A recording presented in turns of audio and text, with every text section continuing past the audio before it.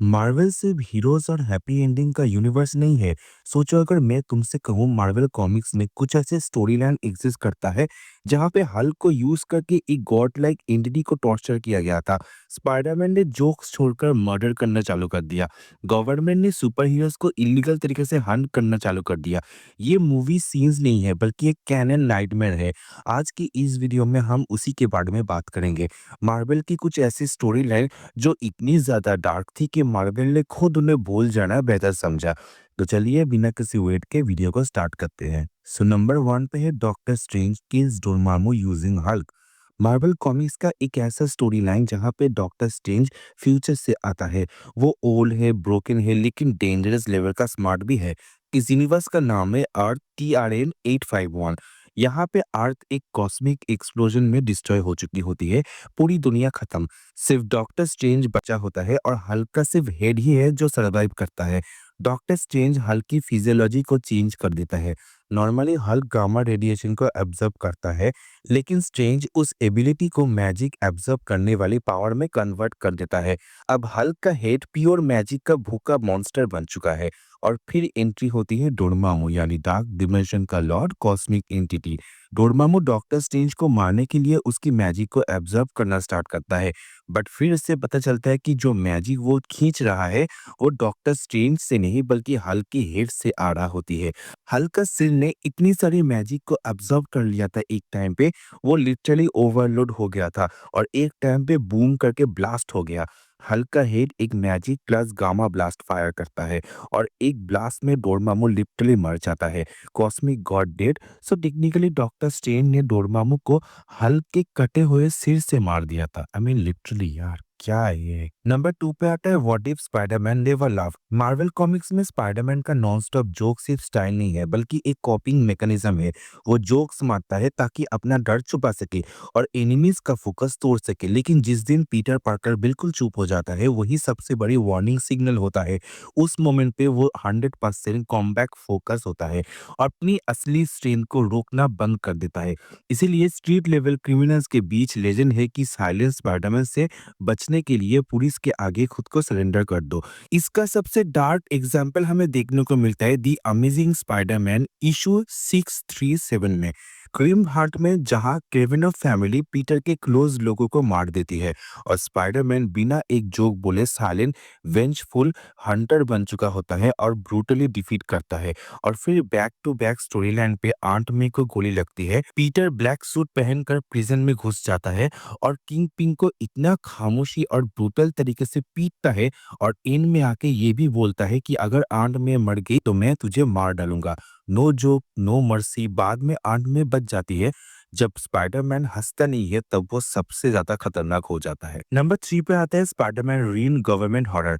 New York एक full on dystopian police state बन चुका होता है। मेयर पावर और सिक्योरिटी के नाम पे इलेक्शन और पर्सनल फ्रीडम सस्पेंड कर देता है। उसकी पैरामिलिट्री फोर्स द रीन हर प्रोटेस्ट और रेजिस्टेंस को ब्रूटली सप्रेस करती है। सिटी को कंट्रोल में रखने के लिए WEBB सिस्टम एक्टिवेट होता है, एक लेजर एनर्जी बैरियर जो सुपर टेररिस्ट से प्रोटेक्शन बोलकर न्यूयॉर्क को एक जायंट प्रिजन में बना देता है। जबकि डेली बीगल न्यूज सिर्फ गवर्नमेंट का प्रोपेगेंडा चलाता है। हॉरर और भी ज्यादा बढ़ता है जब एक ओल्ड रिटायर्ड स्पाइडरमैन को हंट करने के लिए गवर्नमेंट के सिनिस्टर 6 को रिलीज कर देती है। Electro, maestro, craving, Sandman, Scorpio और हाइड्रोमैन, जिन सब के बॉडीज में रिमोट एक्सप्लोसिव लगे होते हैं ताकि वो मेयर के ऑर्डर फॉलो करे। बाद में रिवील होता है कि वाटर सिर्फ एक पपेट था। असली मास्टरमाइंड उसका असिस्टेंट एडवर्ड शार्क्स है, जो एक्चुअली वेनम होता है, जिसका प्लान था WEBB सिस्टम के थ्रू पूरी पॉपुलेशन को ट्रैप करके सिम्बियोट्स की आर्मी को फीड करना। लेकिन सबसे हार्ट ब्रेकिंग ट्रुथ तो तब सामने आया जब मेरी जेन की डेथ का रीजन रिवील होता है। पीटर पार्कर की बॉडी फ्लूइड्स रेडियो एक्टिव थे। सालों की इंटीमेसी के बाद मेरी जेन को टर्मिनल कैंसर हो जाता है और वही ट्रॉमा पीटर को मेंटली ब्रेक भी कर देता है, जिसके बाद वो स्पाइडरमैन से रिटायर हो जाता है और एक ब्रोकन साइलेंट ओन मैन बनकर रह जाता है। नंबर 4 पे है Galactus versus Ghost Rider. Modern comic class 2025 में मार्वल ने घोस्ट राइडर वर्सेस गैलेक्टस को सिर्फ फाइट नहीं बल्कि एक फिलोसॉफिकल शोडाउन बना दिया था। जॉनी ब्लेज को थीम ने कहा था कि अगर तुम किसी भी बैड पर्सन की सोल को हेल में भेज सकते हो तो क्या तुम ये चीज गैलेक्टस के साथ भी कर सकते हो। देन जॉनी घोस्ट राइडर बनकर गैलेक्टस के पास जाता है, अपनी हेल फायर को यूज करके खुद को गैलेक्टस के साइज में ट्रांसफॉर्म कर लेता है, एक जायंट घोस्ट राइडर बन जाता है। फिर एक एपिक बैटल स्टार्ट होता है जहां पे Hellfire versus power cosmic directly टकराते हैं। लेकिन जब घोस्ट राइडर अपने सबसे बड़े डेडली वेपन पेनी स्टीयर को यूज करता है वो कंप्लीटली फेल हो जाता है। तब वाटू द वॉचर आके इंटरफेयर करता है और एक्सप्लेन करता है कि गैलेक्टस कोई मर्डरर नहीं है बल्कि वो फोर्स ऑफ नेचर है। वो प्लैनेट्स को इवल से नहीं बल्कि कॉस्मिक नेसेसिटी की वजह से कंज्यूम करता है ताकि यूनिवर्स का बैलेंस बना रहे। और क्योंकि उसके अंदर कोई सीन कोई गिल्ट नहीं है इसीलिए स्पिरिट ऑफ वेंजन के पास उसे जलाने के लिए कुछ भी नहीं होता है। नंबर 5 पे आता है डॉक्टर डूम आर्मर ओरिजिन।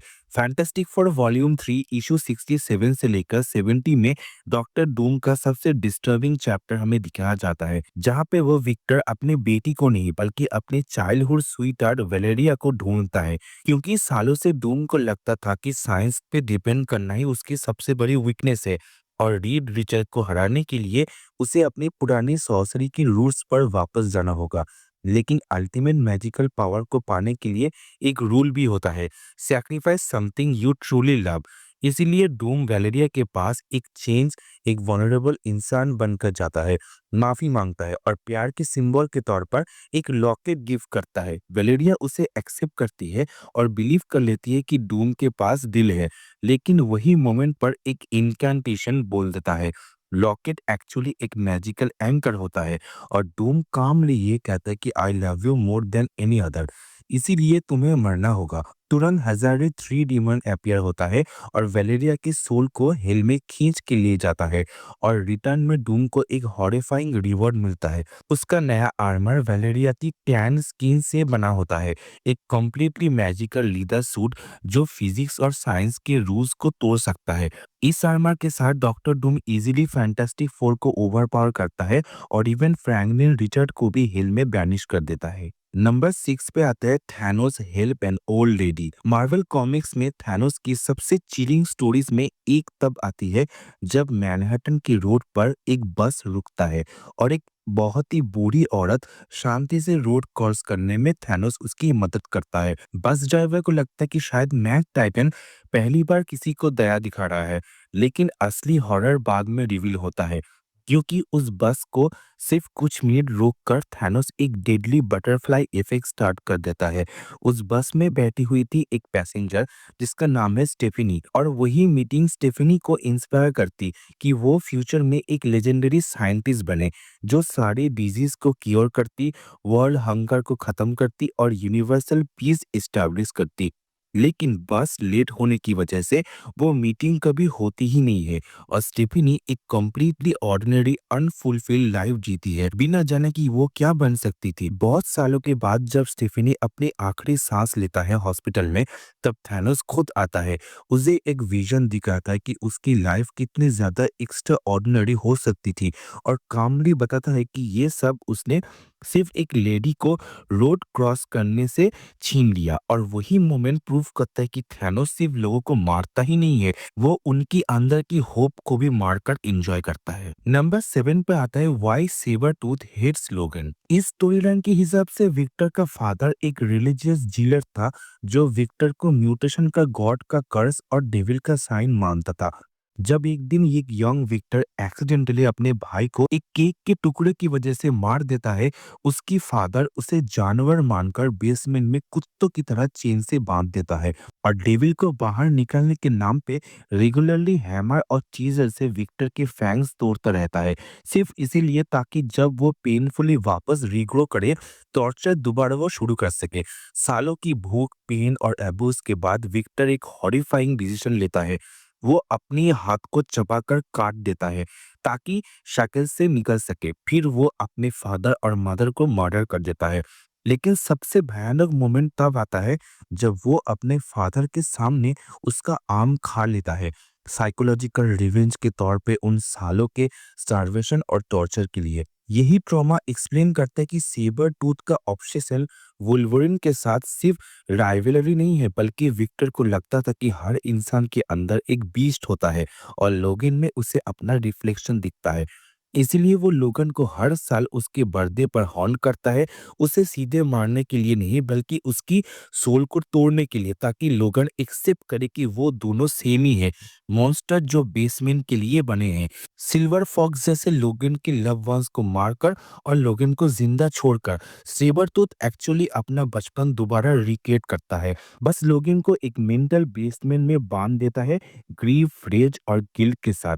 ये स्टोरी प्रूफ करते हैं कि सेबरटूथ के सबसे डेंजरस वेपन्स क्लॉज नहीं है बल्कि उसके ट्रॉमा है। नंबर 8 पे आता है when Spiderman becomes moon night. Infinity Wars में गमोरा इन्फिनिटी स्टोन से यूनिवर्स को फोल्ड कर देती है, जिससे वार्प वर्ल्ड बनता है जहां पे हीरोज किसी और के साथ मर्ज हो जाते हैं। लेकिन आर्क नाइट बॉर्न होता है स्पाइडरमैन प्लस मून नाइट, जिसका ओरिजिन एक्स्ट्रा ट्रेजिक है। आंट में और अंकल बेन दोनों मारी जाती है एक मिस्टीरियस कीचर्स के कारण।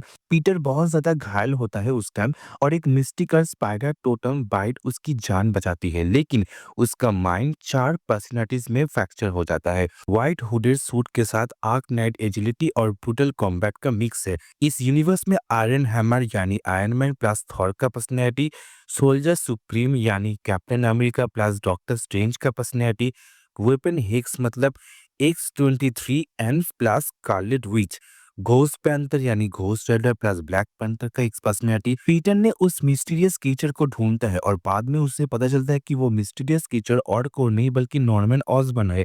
दिन बाद में पीटर अपने खुद के एक टीम बनाता है, डिफेंडर, जहां पे इन सारे मिक्स मार्वल के मेंबर्स थे। नंबर 9 पे है Punisher most brutal moment. Frank castle Marvel का सबसे कोल्ड एंड रूथलेस विजिलेंटी है। वो सिर्फ क्रिमिनल्स को मारता नहीं है बल्कि उन्हें अंदर से तोड़ के रख देता है, मेंटली और फिजिकली, ताकि बाकी लोग हमेशा उससे डरे रहे। ये बात स्पेशली पनिशर मैक्स स्टोरीज में हमें दिखाया जाता है, जो एडल्ट और डार्क टोन के लिए एकदम फेमस है। द स्लेवरी स्टोरी में फ्रैंक ह्यूमन ट्रैफिकिंग गैंग के पीछे होता है। जब उसे इंफॉर्मेशन चाहिए होती है, वो टॉर्चर इसीलिए करता है ताकि सामने वाला डर के मारे सच बोल दे। फ्रैंक का गोल गुस्सा नहीं है बल्कि कंट्रोल होता है। अगले पार्ट में गैंग की लीडर को वो गन से नहीं मारता बल्कि उसकी ऑफिस बिल्डिंग को वेपन बनाता है, जिससे ये क्लियर होता है कि फ्रैंक के लिए इजी डेथ ऑप्शन नहीं होता। Welcome back Frank story line में वो क्रिमिनल्स को एक जू में फंसा देता है, इस सिचुएशन को अपनी फेवर में यूज करता है। इससे हमें ये पता चलता है कि फ्रैंक सिर्फ गन्स के ऊपर डिपेंड नहीं करता बल्कि आसपास के इन्वायरमेंट को भी वो वेपन बना सकता है। जो भी उसके रूल्स को तोड़ता है, फ्रैंक उसे एंड तक चेस करता है। और जब सुपर हीरोज उसके रास्ते में आते हैं, फ्रैंक उनके साथ भी सॉफ्ट नहीं होता। वुल्वरिन जैसे हीलिंग पावर वाले हीरो के अगेंस्ट भी वो ऐसे प्लान बनाता है कि जिससे वुल्वरिन फाइट से बाहर हो जाए। एक ऑल्टरनेट स्टोरी लाइन पे वो डॉक्टर डूम जैसे जीनियस विलन को भी बिना फैंसी टिक के सिंपली ब्रूटली से हरा देता है। बॉटम लाइन तो ये है कि पनिशर हीरो कम एक एग्जीक्यूशनर ज्यादा लगता है। वो जस्टिस पे बिलीव नहीं करता, वो पनिशमेंट पे बिलीव करता है, बिना मर्सी बिना गिल्ट। नंबर 10 पे आता है सुपीरियर आयरन मैन ब्रूटलिटी। वो हीरो नहीं रहता बल्कि एक ईगो ड्राइवन और सेल्फिश बन जाता है, जिसे लगता है कि उसका जीनियस ही गॉड लेवल का है। वो एक्सट्रीमिस्ट 3.0 नाम का एक ऐप लॉन्च करता है जो लोगों को परफेक्ट बॉडी और हेल्थ फ्री में देता है। फिर अचानक उसके लिए डेली पैसे चार्ज करना लगता है, जिससे पूरी सिटी मेंटली और फाइनेंशियली टूट जाती है। जब डेयर डेविल उसे रोकने के लिए आता है, टोनी उसे थोड़ी देर के लिए आंखों की रोशनी देता है और फिर जानबूझकर वापस ले लेती है, सिर्फ उसे मेंटली टॉर्चर करने के लिए। और अपनी गॉड कॉम्प्लेक्स को मैच करने के लिए टोनी एंडोसिम आर्मर बनाता है जो सिम्बियोट जैसे बिहेव करता है और बिना इमोशन के ब्लैक होल की एनर्जी को एब्जॉर्ब करके एनिमीज को खत्म कर देता है।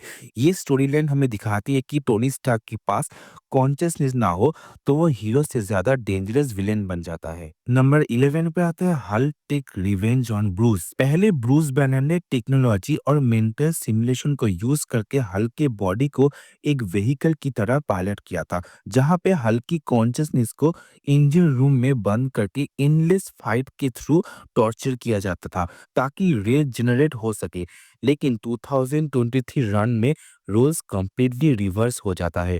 अब हल्क फुल्ली कंट्रोल में है और वो जानबूझकर कुछ ऐसा करता है जो बहुत ही ज्यादा ब्रूटल था। हर बार जब भी ब्रूस बैनर ट्रांसफॉर्म होता है हल्क में, इतना ज्यादा अनबेरेबल वो दर्द होता है कि बैनर के लिए वो बर्दाश्त करना ऑलमोस्ट इम्पॉसिबल हो जाता है। अब ये स्मूथ चेंज नहीं होता, बल्कि हल्क लिटरली ब्रूस के बॉडी को फाड़ कर बाहर निकलता है। और सबसे क्रूल पार्ट तो ये है कि हल्क बैनर को अपने दिमाग के अंदर सब कुछ देखने पर मजबूर करता है, ताकि ब्रूस हर एक पेन, वायलेंस और साइकोलॉजिकल टॉर्चर फील कर सके।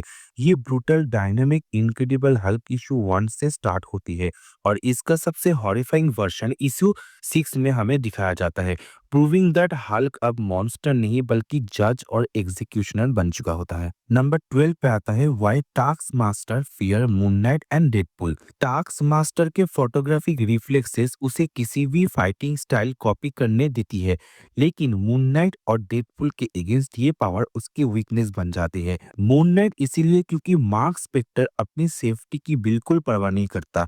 वो जानबूझकर हिट लेता है ताकि ज्यादा ब्रूटल काउंटर कर सके। अगर टास्क मास्टर उसका स्टाइल कॉपी करे तो अनजाने में वो खुद को हिट कर सकता है, जो नॉर्मल बॉडी सर्वाइव नहीं कर पाएगा। इसी लुनासी का प्रूफ हमें मून नाइट 2006 इशू 13 में मिलता है, जहां पे मून नाइट एक प्लेन को क्रैश कर देता है और इतना क्रेजीनेस दिखाता है कि टास्क मास्टर अपने वेपन्स को गिराकर भीख मांगने लगता है।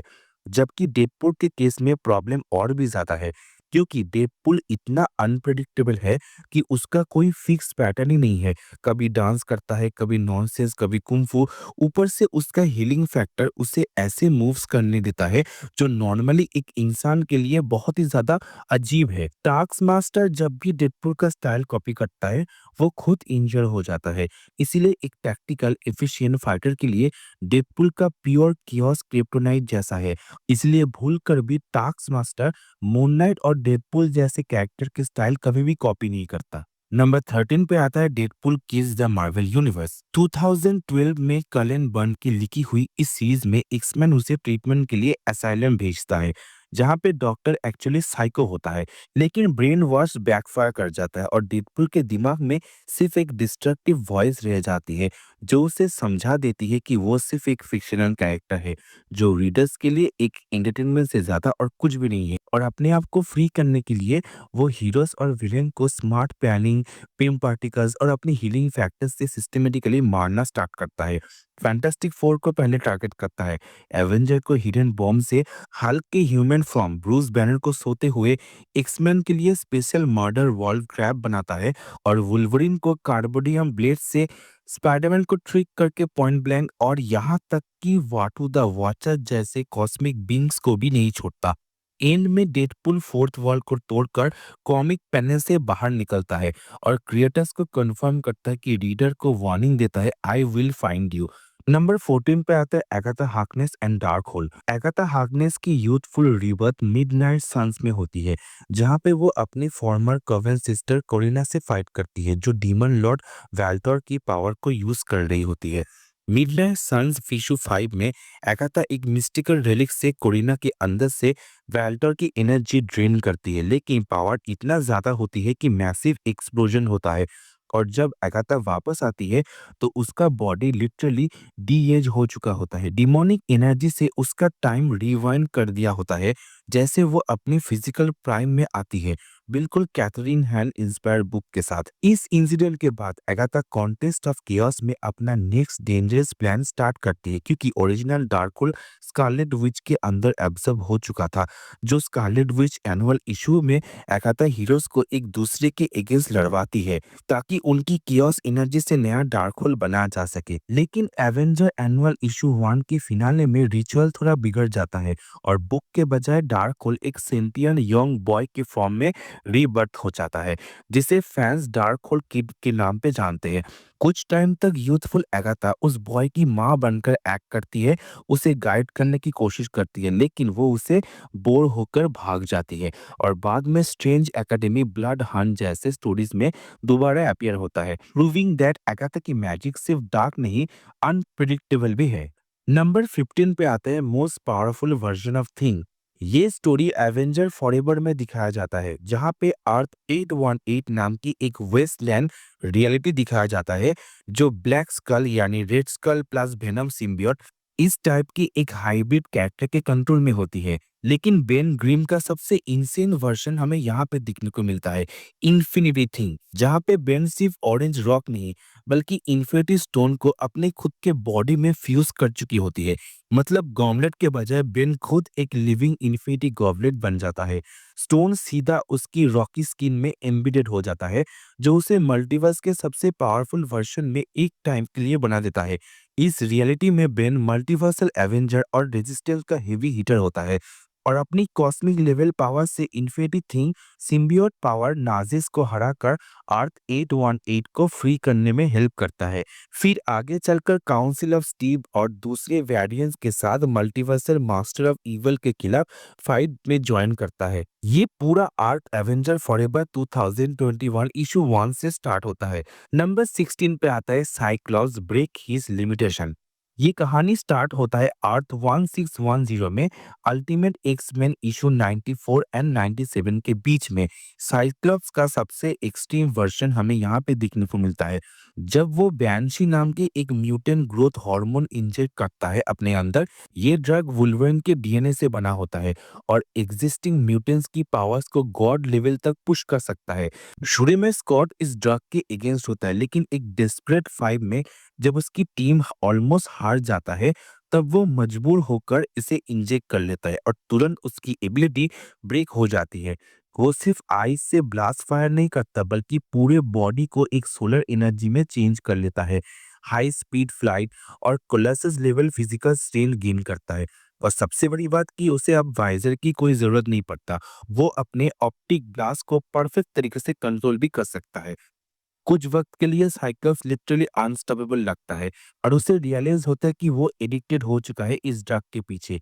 इसलिए इन में स्कॉट खुद ही म्यूटेंट गॉड स्टेट को छोड़ देता है, ये प्रूव करती हुए कि अल्टीमेट साइक्लोप्स के लिए पावर से ज्यादा डिसिप्लिन और रिस्पॉन्सिबिलिटी इंपॉर्टेंट थी। नंबर 17 पे आता है what if Spiderman died saving Gwen. इस स्टोरी लाइन पे एक बहुत ही ट्रेजिक एक्सीडेंट होता है। जॉर्ज वॉशिंगटन ब्रिज पर पीटर पार्कर ग्वेन को इस तरह कैच करता है कि ताकि उसकी नेक स्नैप नहीं हो सके, लेकिन एक्सट्रीम फिजिकल एफर्ट और मोमेंट के शौक से पीटर का हार्ट गिव आउट कर जाता है और लैंडिंग के वक्त स्पाइडरमैन खुद मर जाता है, जबकि ग्वेन स्टेसी जिंदा बच जाती है। सीन पर ग्वेन पीटर का मास्क उतारती है और उसे पता चलता है कि उसका बॉयफ्रेंड ही स्पाइडरमैन है, वो हीरो जिसके लिए उसके फादर कैप्टन स्टेसी ने जान दी थी। बाद में नॉर्मन ऑसबॉर्न अरेस्ट होता है और ट्रायल में ग्वेन एक्टिवली इंश्योर करती है कि पीटर की डेथ की वजह नॉर्मन ऑसबॉर्न ही है, जबकि हैरी के लिए ये ट्रूथ सबसे ज्यादा शॉकिंग था। उसका फादर एक मर्डरर निकला और उसका बेस्ट फ्रेंड वही हीरो है जिससे वो बहुत ज्यादा नफरत करता था। इस टाइमलाइन में ग्वेन सुपर हीरो नहीं है, लेकिन स्पाइडरमैन का नाम क्लियर करना, आंट मे को सपोर्ट करना और पीटर की लेगेसी को जिंदा रखना उसकी लाइफ का मिशन बन जाता है। नंबर 18 पे आता है Wolverine the red Right hand. Wolverine को रेड राइट हैंड नाम के एक ग्रुप टारगेट करता है। ये नॉर्मल ह्यूमंस होते हैं जिनकी जिंदगी लोगन के लॉन्ग वायलेंट पास की वजह से बर्बाद हो चुकी होती है और बदला लेने के लिए वो एक रिचुअल से लोगन की सोल को हेल में ट्रैप कर देते हैं। जबकि एक डीमन आर्क पे उसकी बॉडी को हाईजैक करके उसकी लव वंस को मर्डर कर देता है।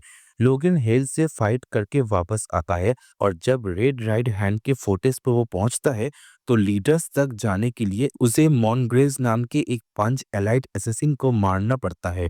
ब्लाइंड बजाक रेज में लोगन उन सबको ब्रूटली किल कर देता है, ये सोचकर कि वो सिर्फ मर्सनरीज है, लेकिन अंदर जाके उसे पता चलता है कि Red Right Hand already mass suicide कर चुका है और एक वीडियो छोड़ के गया है, जिससे हॉरिफाइंग ट्रूथ को रिवील होता है। जिन लोगों को लोगन ने अभी मारा था, वो एक्चुअली उसके अपने नाजायज बच्चे थे जो सालों में अलग अलग रिलेशनशिप से पैदा हुए थे। पूरा प्लान यही था कि लोगिन अनजाने में अपने ही खून को मार दे और एंड में वुल्वरिन उनकी लाशों के बीच अकेला खड़ा रह जाता है। अब इस टाइम ना वो किसी भी विलेन को मार सकता है, ना कुछ और कांड भी कर सकता है। ये ट्रॉमा इतना ज्यादा गहरा होता है कि बाद में वुल्वरिन गुड बाय चाइनाटाउन आर्क में एक्समैन को छोड़कर एक हेडमिट जैसे जिंदगी जीने लगता है। प्रूविंग दैट कि लोगन को सबसे ज़्यादा तोड़ने वाली चीज़ फिजिकल पेन नहीं है, बल्कि गिल्ट होता है। नंबर 19 पे आता है ओल्ड मैन लोगन हल्क हॉरर। ओल्ड मैन लोगन में हल्क हॉरर एक बहुत ही डार्क फ्यूचर दिखाता है, जहाँ पे विलेंस अमेरिका जीत चुके होते हैं और वेस्ट कोस्ट हल्क लैंड बन जाती है, जिसे रूल करता है एक completely mad Bruce banner. Radiation poisoning की वजह से उसका माइंड बिल्कुल टूट चुका होता है। इस अजीब सी फ्यूचर में बैनर अपनी कजिन शी हल्क को फोर्स करके एक प्योर हल्क ब्लड लाइन बनाता है और उनके बच्चे मिलकर हल्क गैंग बनते हैं, जो हल्क जैसे बिहेव करते हैं और लोगों से रेंट लेते हैं। जब वुल्वरिन टाइम पर रेंट नहीं दे पाता तो हल्क की गैंग उसकी वाइफ और बच्चों को मार देता है, जिसके बाद ओल्ड मैन लोगन खत्म हो जाता है और असली वुल्वरिन वापस आता है। फिर वो एक ब्रूटल रिवेंज पे हल्क गैंग के हर मेंबर को हंट करके मार देता है और फाइनल फाइट में ब्रूस बैनर एक जाइगेंटिक हल्क में ट्रांसफॉर्म होता है, अपने पुराने वर्जन से कहीं ज्यादा और टेरिफाइंग पावर लेकर, प्रूविंग दैट इस फ्यूचर में हल्क हीरो नहीं बल्कि पूरी तरीके से नाइटमेयर बन चुका होता है। And finally the last one is number 20 पे है द विजन। विजन डिसाइड करता है कि उसे एक सिंपल लाइफ चाहिए। वर्जीनिया उसकी वाइफ, जिसका ब्रेन स्ट्रक्चर स्कारलेट विच की तरह हो, टीनेज ट्विंस विव और विन, और एक डॉग स्पार्की, सब कुछ परफेक्ट लगता है। लेकिन ये ड्रीम धीरे धीरे नाइटमेयर बन जाता है जब विजन घर पर नहीं होता।